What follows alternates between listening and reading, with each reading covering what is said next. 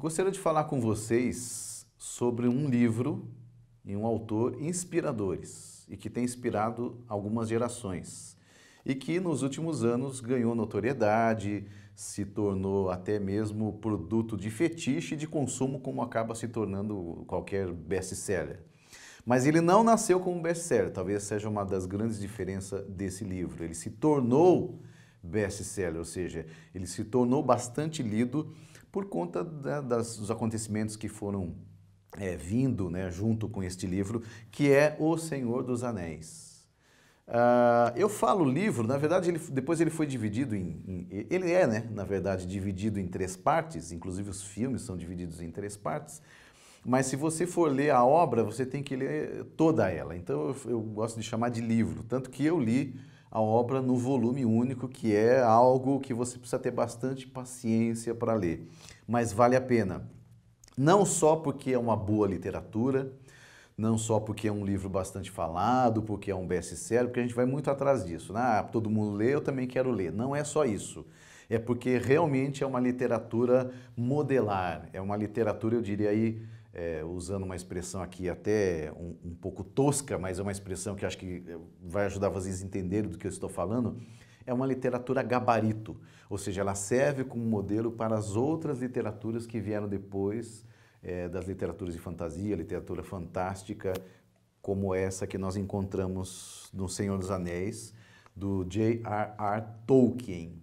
Não vou falar muito aqui do Tolkien, porque acho que muita gente já falou. Se você for aí no Wikipedia, no Google, no site até dos fãs do Tolkien, você vai ouvir falar muito sobre o Tolkien, da sua vida. Basta dizer aqui que ele é um dos responsáveis pela conversão de um autor que também vocês devem conhecer bastante, que é o C.S. Lewis. Apesar do Tolkien ser um católico romano, foi o Tolkien que fez C.S. Lewis abandonar a sua postura ateia e se converter ao cristianismo. A diferença é que C.S. Lewis decidiu escolher o caminho protestante do cristianismo do que o católico romano.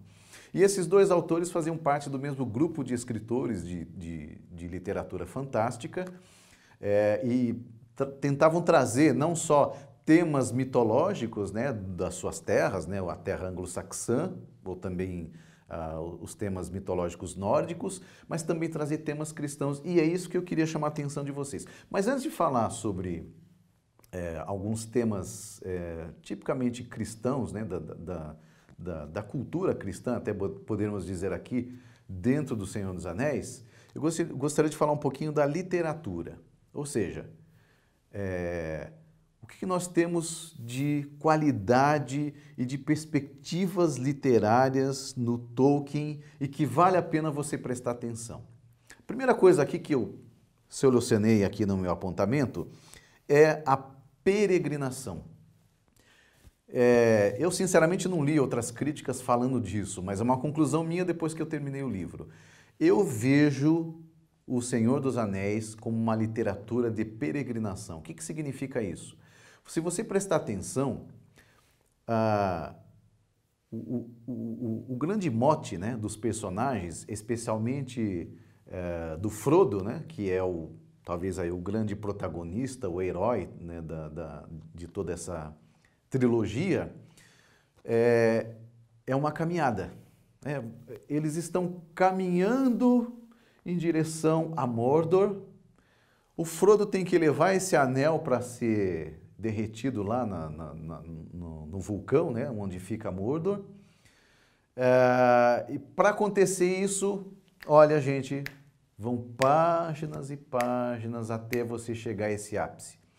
Se você está acostumado com uma literatura rápida, se você está acostumado com uma literatura do tipo Código da Vinci, se você está acostumado com uma literatura do tipo daquela que você vê no cinema logo nos 15 primeiros minutos, tem que ter uma explosão, tem que ter um rápido, tem que ter uma ação... Esqueça, isso não é Senhor dos Anéis. Senhor dos Anéis, ele é um tipo de literatura que desafia o leitor logo nas primeiras páginas. Se você ler lá um primeiro capítulo do Senhor dos Anéis, uma primeira parte do Senhor dos Anéis, aí eu vou chegar a ousar e dizer o seguinte: O Senhor dos Anéis, nos primeiros capítulos, na sua primeira parte, é que distingue, é que divide entre quem é adulto e quem é criança. Por que eu estou dizendo isso? Porque crianças e adolescentes gostam de ter uma leitura mais rápida, mais ágil, típica dessas dos best-sellers que nós temos hoje. Não que seja ruim, é um tipo de literatura. E é a literatura que melhor funciona na atualidade. Mas Senhor dos Anéis foi cunhado dentro de uma literatura mais próxima do século XIX. Ela é uma literatura do primeiros 50 anos do século XX, né? Então ela está muito mais próxima de uma narrativa do século XIX do que do século XXI, por exemplo, que é o que nós estamos vivendo atualmente. Então ela é uma literatura que demanda o desafio da paciência. Você precisa aprender a ler Senhor dos Anéis, presta atenção no que eu vou dizer aqui, devagar. Você precisa ler Senhor dos Anéis devagar, degustando, especialmente porque Tolkien é um cara da descrição. Como a literatura dele é arquetipal, eu já vou falar aqui por quê, né? Por que ela é um arquétipo, por que ela se utiliza de personagens e uma história muito arquetipal, ou seja, modelar, ela não aprofunda muito os personagens. É uma literatura que trabalha muito mais o lugar, a trama, né? Todo o drama que os personagens estão vivendo do que propriamente personagem por personagem. Então você vai encontrar lá, eu não sei quantas centenas de personagens tem em Senhor dos Anéis, mas a maioria deles não é aprofundado. Isso significa que não é uma literatura de personagens, é muito mais uma literatura de trama. E nesse sentido vale muito a pena a descrição, ou você parar, né, nas descrições do Tolkien. Eu tenho conhecidos meus, gente muito próxima de mim, que começou a ler O Senhor dos Anéis comigo e parou logo no primeiro texto do primeiro livro e falou para mim, não dá. O cara vai falar da cor da folhinha, do detalhe da roupa do sujeito. Pois é isso mesmo. Se você quer aprender a como descrever as coisas, Senhor dos Anéis é um bom exemplo de literatura desse tipo. Então, é uma literatura que, por estar descrevendo muito, é também uma literatura que demanda de você viajar com os personagens. E é uma viagem, gente, a longo prazo, é uma viagem de 1 ano. É mais ou menos esse o tempo de duração da viagem desses personagens até a montanha lá. Então, vejam qual foi a minha estratégia. Talvez você use, talvez não, de repente você é um devorador de livros, então você vai devorar lá o livro em 2 semanas, 15 dias, não sei quanto tempo você devore rápido o Senhor dos Anéis. Mas eu usei a seguinte estratégia. Como eu já sabia que era uma literatura desse tipo, como eu sabia que era uma literatura de peregrinação, que demandaria tempo, que demandaria paciência para eu ler, demandaria eu prestar muita atenção em cada descrição do autor, o que eu fiz? Eu usei a seguinte estratégia. Eu comecei a ler esse livro no máximo 2 páginas por dia. Você que está acostumado a ler deve achar, não, mas 2 páginas é muito pouco. Eu concordo, é muito pouco. Mas para mim valeu a pena. Porque eu consegui com isso, com 2 páginas por dia, e lógico que às vezes não conseguia ler todo dia, mas a maior parte das vezes eu conseguia, eu levei aí quase 1 ano para ler o livro. Você deve pensar, mas é muito tempo para ler o livro, é verdade. Apesar que eu sei que alguns de vocês aí pegam livro menor que isso e leem em 1 ano. Ainda acha que é muito grande. O Senhor dos Anéis é grande, é verdade. Mas use essa estratégia também, se você quiser vencer o livro. Você vai achar, puxa, mas 2 por 2 é tão pouquinho, vai demorar tanto para ler. Não se preocupe. Tenha paciência. Faça o seguinte, que foi a minha estratégia dessa leitura de 2 páginas por dia. Viaje com os personagens. É uma peregrinação. Vá com eles. Eles vão demorar para encontrar a primeira ação do livro. Demora, vão muitas páginas até acontecer a primeira coisa mais legal do livro. Olha, está acontecendo algo extraordinário aqui, uma guerra, Vai demorar para isso acontecer. Existe muita descrição de lugares, existem muitas descrições dos pensamentos, dos conflitos dos personagens. Então, e isso vale a pena ser prestado atenção no livro. O Senhor dos Anéis não fica sozinho nesse tipo de literatura de peregrinação. Eu vou citar duas. Uma que é mais rápida, porque é um livro mais curto, mas também bastante antigo e que faz parte muito da nossa tradição cristã, que é O Peregrino de John Bunyan. O Peregrino de John Bunyan, ele faz justamente isso, né? Ou seja, ele pega um personagem e faz esse personagem peregrinar pelo mundo até chegar ao seu ponto final, que é o ápice, que é o momento mais importante, que é o final da história. O Senhor dos Anéis faz a mesma coisa, Tolkien faz igual. Ele pega esse peregrino, que seria basicamente o Frodo, e faz esse peregrino peregrinar pelas circunstâncias diversas da vida, as dificuldades, os obstáculos, as seduções, até chegar ao momento ápice em que ele consegue salvar todo mundo. Então, e um outro tipo que eu comentei aqui, que é a busca do Santo Grau. Eu não tenho aqui exatamente o nome de um livro, mas se você pegar qualquer livro que comente sobre a busca do Santo Grau, que seria o cálice sagrado, a ideia também vai ser de peregrinação. Existem vários livros, existem livros de psicologia, livros de história, livros de ficção, que vão falar sobre essa tal de busca do Santo Grau. Você pode imaginar, pô, mas professor Rogério, diz aí um nome de um livro. Faz o seguinte, eu vou recomendar o que eu recomendo sempre para os meus alunos. Vá lá para o Sacrosanto Google e digita lá Busca do Santo Grau. Estou brincando aqui com esse Sacrosanto Google, mas ele salva a gente de várias situações. Às vezes eu tenho alunos que me perguntam algumas coisas que está lá no Google. Está disponível lá. O único trabalho que eu tenho é fazer isso por ele. Mas eu mando a resposta e digo, ó, achei no Google, no site tal, tá? Faça isso. Claro que você não vai usar tudo que está lá no Google.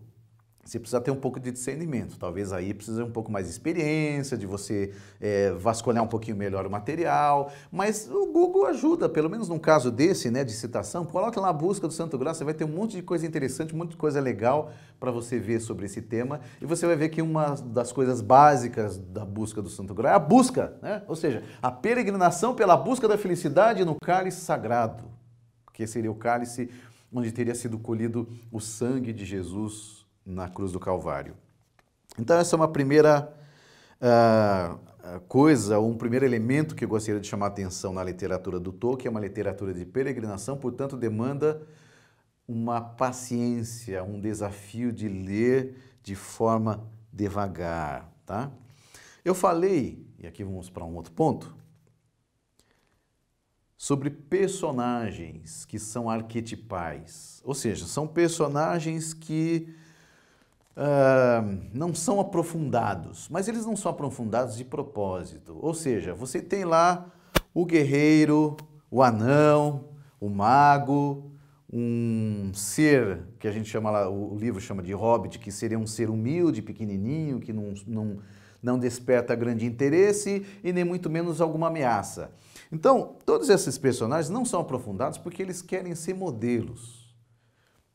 O Gandalf não é aprofundado. É um personagem que está lá constantemente, ele aparece nos momentos mais difíceis, mais críticos da vida dos hobbits, mas ele não é aprofundado. Por quê? Porque ele tem que ser um personagem modelo.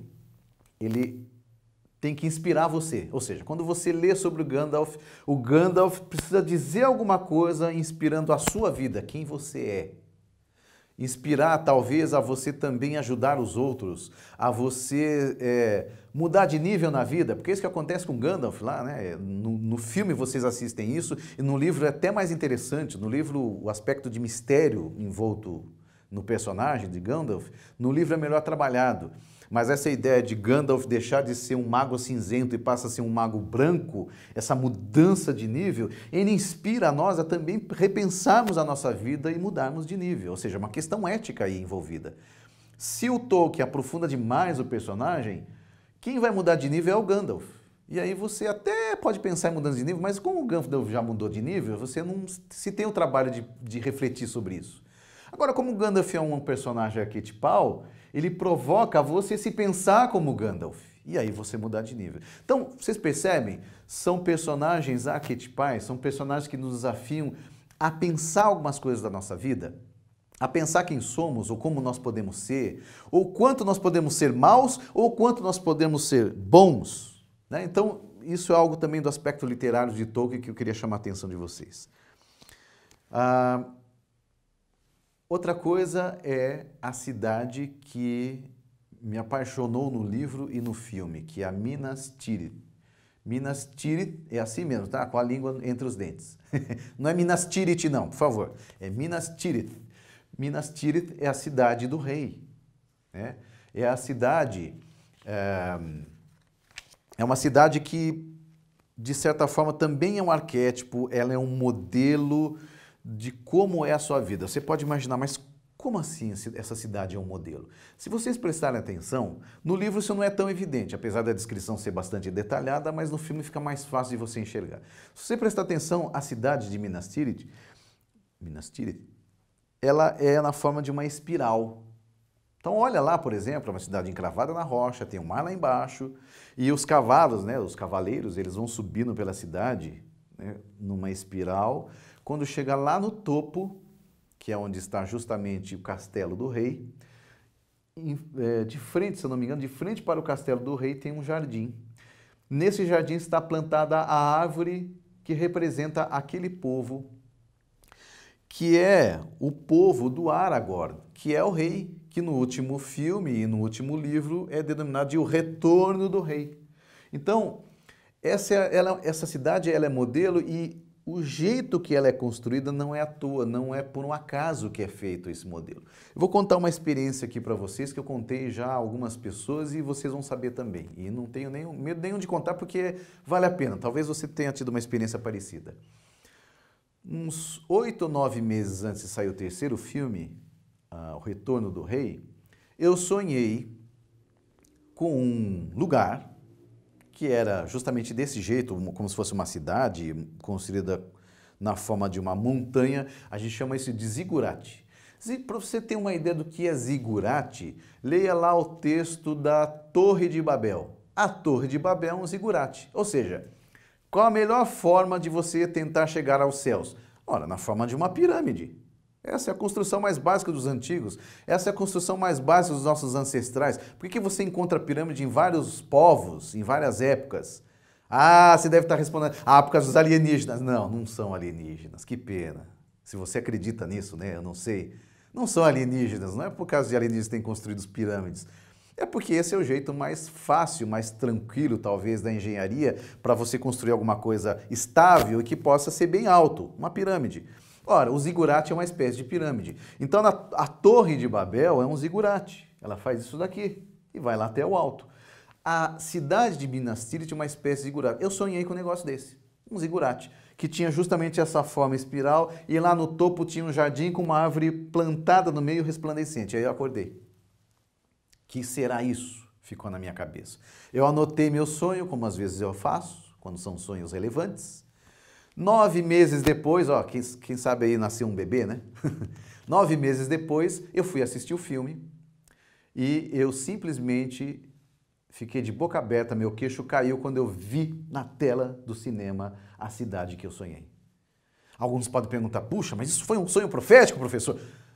Pode ser, pode não ser. De uma coisa eu sei. Depois eu fui pesquisar e descobri que o formato dessa cidade, ela é um arquétipo, ou seja, várias pessoas em várias épocas já sonharam ou já modelaram essa cidade de alguma forma, ou seja, ela é uma figura conhecida. E ela representa uma figura que você vai encontrar em alguns lugares, alguns lugares não, desculpem, em todas as culturas. Você vai encontrar um desenho ou uma imagem, em todas as culturas chama-se mandala. Ih, professor, isso é coisa de herético. Mandala é coisa da Índia, é coisa de Nova Era. Não, não é coisa de Nova Era. Mandala é apenas um nome que nós damos para uma figura concêntrica. O que significa uma figura concêntrica? É uma figura que ela faz com que as coisas que estão em volta vão se dirigindo para o centro. Ou seja, ela é o símbolo do centro, da busca do centro. Você encontra isso até mesmo dentro do cristianismo, nos vitrais de igreja, em algumas construções arquitetônicas de várias igrejas, de símbolos cristãos, em que você tem o aspecto circular, inclusive até mesmo, daí vocês devem ter visto em vitral, figuras em Bíblia.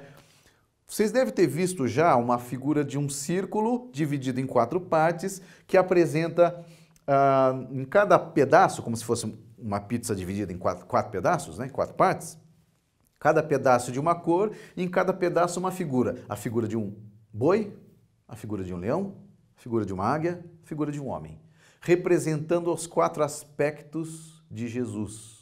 E que você também encontra lá no profeta Ezequiel, você encontra no livro de Apocalipse sobre os 4 seres viventes. Lembra dos 4 seres viventes? Aquele ser angelical, que tem também essas 4 faces? Então, essa forma aí, circular, dividida em 4 partes, com 4 figuras sendo centralizadas, isso é uma mandala. A mandala é uma figura arquetipal, é uma figura modelo que de alguma forma representa a busca do nosso inconsciente. Se você não gosta muito dessa palavra inconsciente, não vou usar a busca da nossa espiritualidade no seu centro. É o equilíbrio. Como é que se encontra o equilíbrio?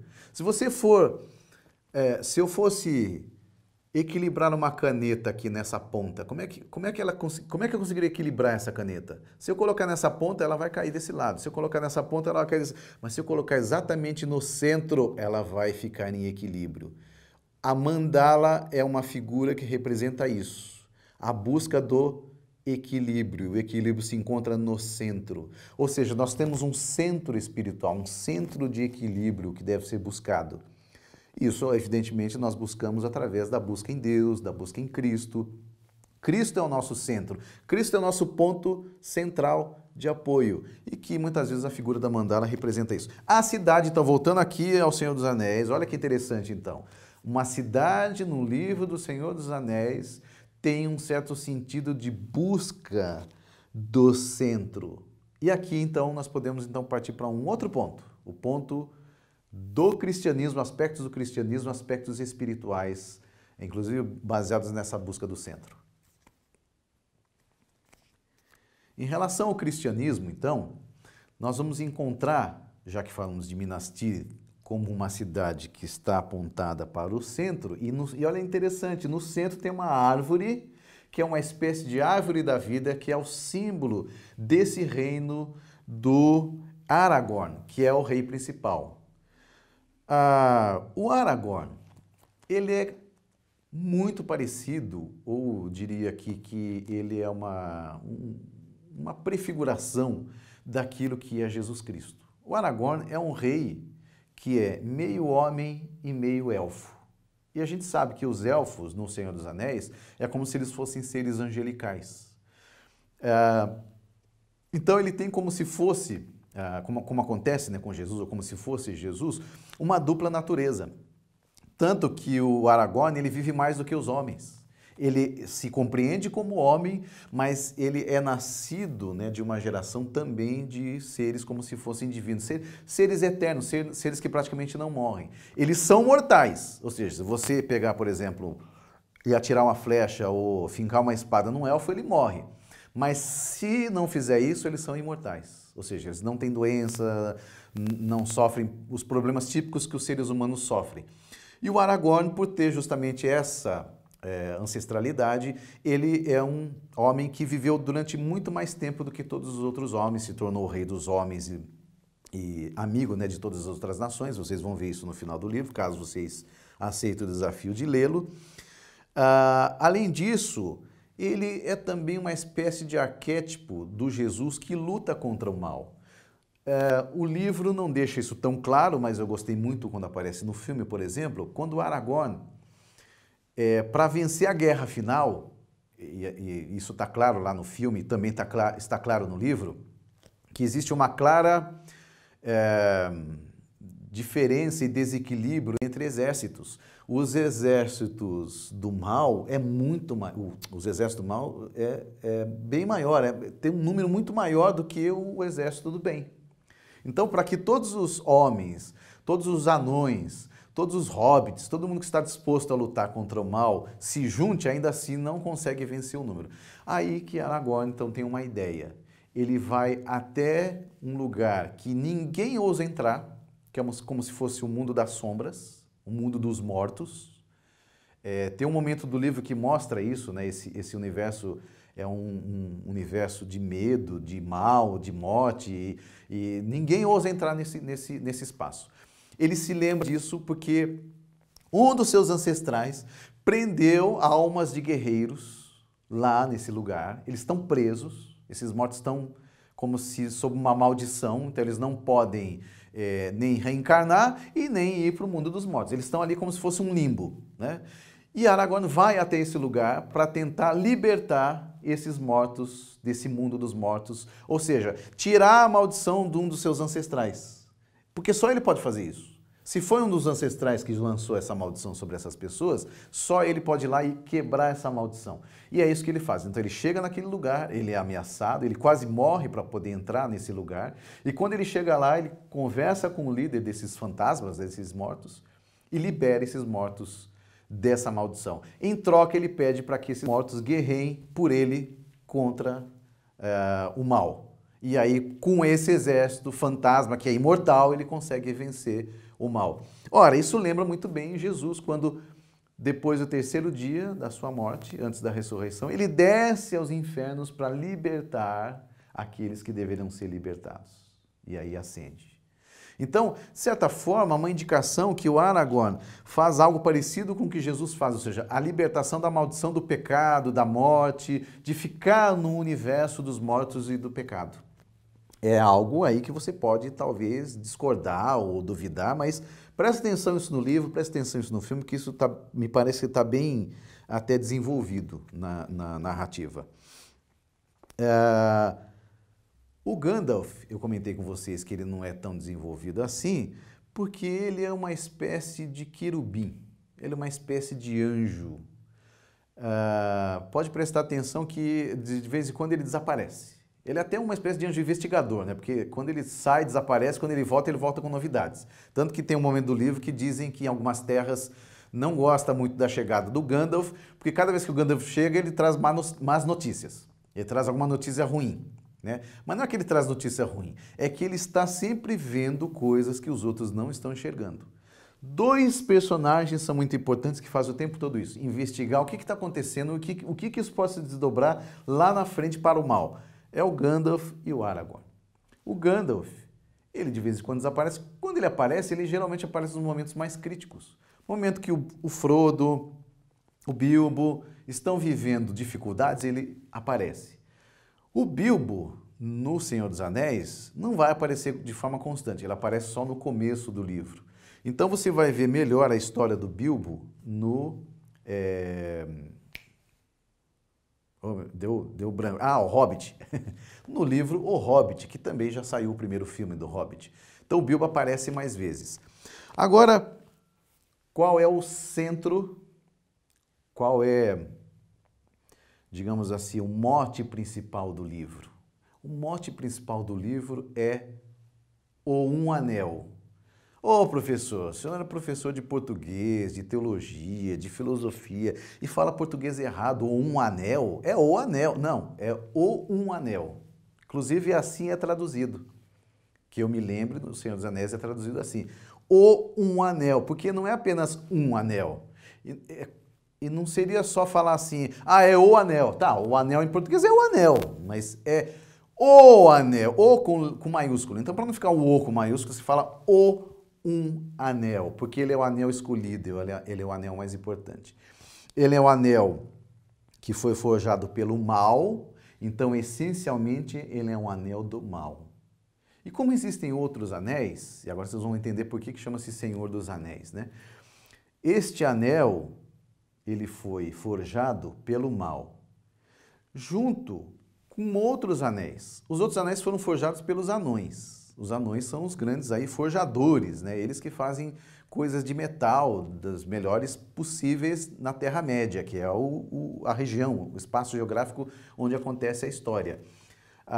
Então você tem anéis para os elfos, você tem anéis para os anões e você tem anéis para os homens. Não sei agora, não lembro exatamente agora quantos anéis dão no total, mas você tem vários anéis para todas as espécies de seres e quem usa esses anéis são os líderes, são os governantes. Então, os governantes dos anões é que usam esses anéis, os governantes dos elfos, os governantes dos homens e também os governantes ou os principais dos magos, né?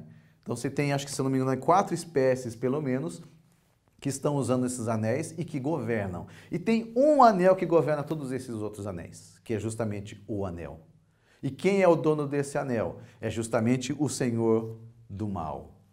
Então, o Senhor do mal, esse ser de puro mal, ele forja um anel que domina os outros anéis. Isso significa que, enquanto ele está com esse anel, ele tem o poder de comandar todos os outros governos, todas as outras mentes. É por isso que foi importante, numa primeira era, e vocês vão ver que a história do Senhor dos Anéis, na verdade, se divide em eras, né? O livro se passa num período curto até, um período de pouco tempo, um ano e alguma coisa, se eu não me engano.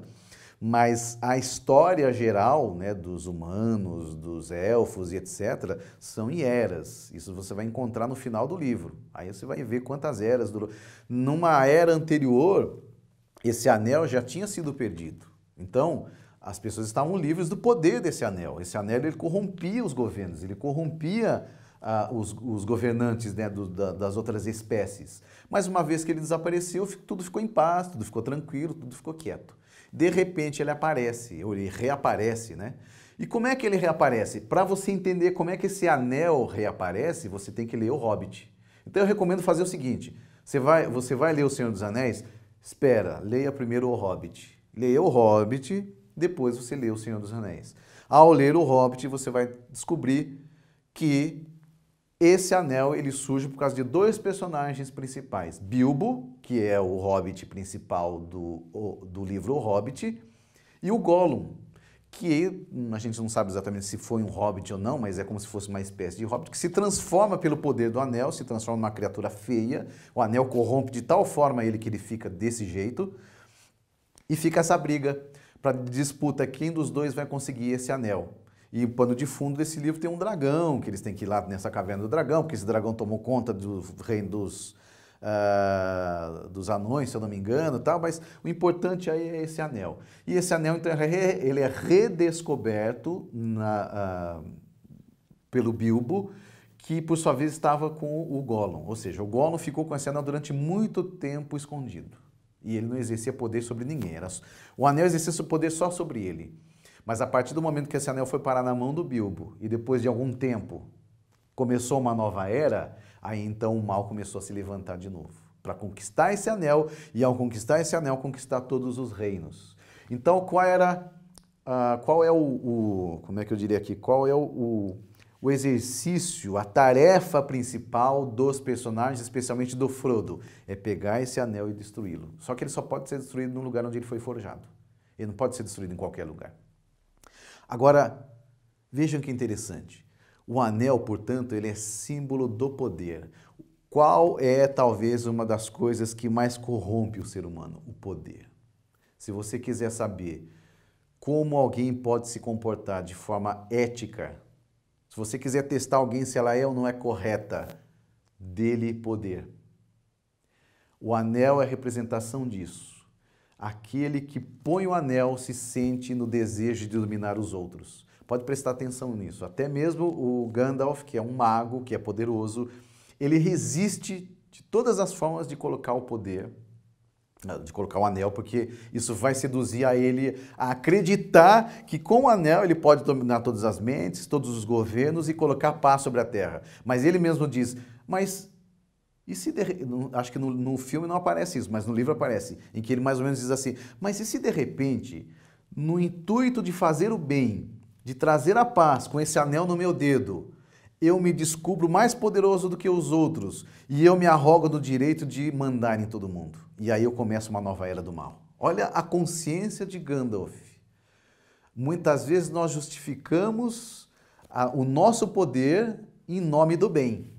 Só que muito poder, em geral, não vai desencadear no bem. No final vai desencadear no puro mal. Então o anel representa esse poder. E aí você tem seres do tipo anões, são extremamente resistentes, são fortes, pessoas extremamente inteligentes, produziram lugares que qualquer outro ser não conseguiria se adaptar para viver, mas eles conseguiriam viver. Eles poderiam carregar esse anel. Mas eles evitam de fazer isso, apesar de terem um certo poder. Você tem os homens que são homens de uma era de glória, homens que constroem grandes governos, grandes reinos, mas eles também, não é dado a eles, né? Não é dado a eles o carregar esse anel. Você tem os elfos, que são mais poderosos do que os homens, são mais poderosos do que os anões, mas também não é dado a eles o carregar esse anel. E você tem os magos, são mais poderosos do que essas três raças. Os magos seriam como se fossem anjos, mas o próprio Gandalf nega de carregar esse anel e levar lá até a montanha da perdição e jogar lá no vulcão. A quem é dado o anel para carregar esse peso, para carregar essa dor, essa angústia, essa sedução do poder? A um pequeno hobbit, a um ser que em todo tempo é dito no livro que não representa ameaça nenhuma, eles vivem numa vilinha que ninguém sabe direito onde é. O livro deixa claro que é um lugar que a maioria dos povos das raças não tem a mínima ideia de onde seja, só vive hobbit lá. É um canto. Se você olhar no mapa do livro, né, você vai ver que é o canto lá na esquerda, onde fica a vila dos hobbits. É lá onde vivem os hobbits, geração após geração, sem ninguém saber quem é esse povinho aí. Gente pequenininha, menor do que os homens, menores do que anões, frágeis, não tem quase nada de poder, não tem força física, são às vezes muito preguiçosos, tem 6, 7 refeições por dia, ou seja, vivem o tempo todo pensando em comer, em fumar o cachimbinho deles. É um povo extremamente pacífico que não sabe o que é guerrear, não sabe o que é ter vida dura, não sabe o que é sofrer, não sabe o que é ter angústia de nenhum tipo. Mas esse tipo de povinho, de gente pequena, frágil, que não parece que não tem nada para mostrar, é para um desses, no caso o Frodo, é que é colocado numa corrente o anel para ele carregar isso até a montanha da perdição. Ora, isso tem muito significado, porque o cristianismo é isso. O cristianismo é uma filosofia de vida para pessoas que não têm poder. O cristianismo tem todo um cabedal, tem toda uma estrutura de virtudes para as pessoas que se olham de forma humilde e não como poderosas. Eu vou ousar dizer aqui para vocês o seguinte: o Senhor dos Anéis, em última instância, eu diria até, como mensagem do livro, está provocando para nós cristãos a seguinte mensagem, está dizendo para nós, jogando na nossa cara a seguinte mensagem: ser cristão é um exercício constante de humildade. Se não tiver humildade, não é possível ser cristão. Não é possível você amar, não é possível você salvar, não é possível você ajudar, não é possível você transformar o mundo. Ser cristão é um desafio de rejeitar, abandonar, se insurgir até contra o poder, contra a sedução do poder. E o Frodo faz isso. O Frodo passa por uma angústia, por um sofrimento incrível durante toda a sua jornada para não cair na tentação de colocar no dedo o anel. Isso porque uma ou outra vez ele acaba colocando, mas por um momento maior, né? Mas ele não se deixa seduzir pelo poder do anel. Ou seja, a figura mais frágil, a figura que menos tem poder, aquela que menos se espera que consiga superar o poder da sedução do anel, é justamente essa que faz. É isso que o cristianismo muitas vezes está pedindo. O livro está dizendo isso, olha, quem vai salvar o mundo não é o rei Aragorn, apesar dele ser uma figura de Cristo aí, não é o Gandalf, que parece ser uma figura de um querubim, não é um grande elfo, não é nenhum desses, não são nenhum desses grandes personagens, é apenas um humilde hobbit. Esse está destinado a salvar a Terra-média. Tanto que vocês podem ir lá no final do filme, né, do terceiro filme, O Retorno do Rei, uma cena emocionante em que todos, inclusive o rei, o Aragorn, se ajoelham perante os três hobbits, especialmente o Frodo, que é o grande salvador aí, mostrando o quão importante eles foram, né, nessa história. Ou seja, o Tolkien está dizendo com este livro que o grande herói dele não é um cara, né, todo poderoso, senhor de todas as coisas, é um humilde, é um qualquer um. Quase que Tolkien está dizendo, olha, você que acha que não é ninguém, que não tem poder, que é humilde, é justamente você que está sendo habilitado, considerado por Deus para transformar o mundo, para mudar alguma coisa. É mais ou menos em termos éticos isso que o livro está chamando a atenção. E como o anel é o símbolo do poder, então ele está fazendo essa contraposição, né? Cuidado com o anel, resista à sedução de aceitar o poder a qualquer custo, porque uma hora você vai atropelar e passar por cima de todo mundo. Essa é a mensagem básica do Senhor dos Anéis. Senhor dos Anéis, portanto, ele demanda dois desafios. O desafio da paciência, que você precisa ler de uma forma peregrinante, eu diria, né? Ou seja, de jornada mesmo, né? Você caminhar de forma bem lenta com o livro, como o livro está pedindo para você fazer. Então esqueça da literatura atual, ela não vai parecer com isso. E o segundo desafio é, no final do livro, ou até mesmo no decorrer, né, dos momentos importantes do livro, você refletindo sobre a sua vida, sobre a vida cristã, sobre os arquétipos que estão nesse livro. Eu recomendo para vocês irem exercitando conforme vocês forem ler o livro O Senhor dos Anéis, buscar algumas leituras além, né, do livro, né, sobre o Tolkien, sobre o Senhor dos Anéis, mais ou menos quanto tempo ele levou para construir toda aquela história. Vocês vão ver, por exemplo, uma parte desse livro foi escrito quando ele estava na guerra. Procuram ler alguns aspectos éticos e modelares, né, do livro, dos seus personagens. Eu recomendo uma autora que vale a pena vocês lerem, que traz coisas do Senhor dos Anéis para a vida cristã, que é a Gabrielle Gregersen.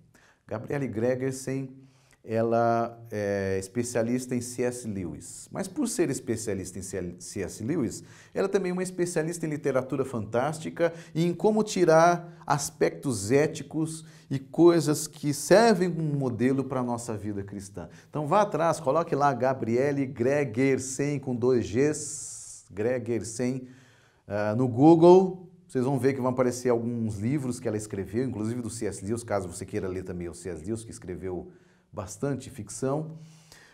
Procure lá que você vai encontrar um pouco mais subsídios de algumas coisas, inclusive dessas que eu estou dizendo aqui para vocês, ok?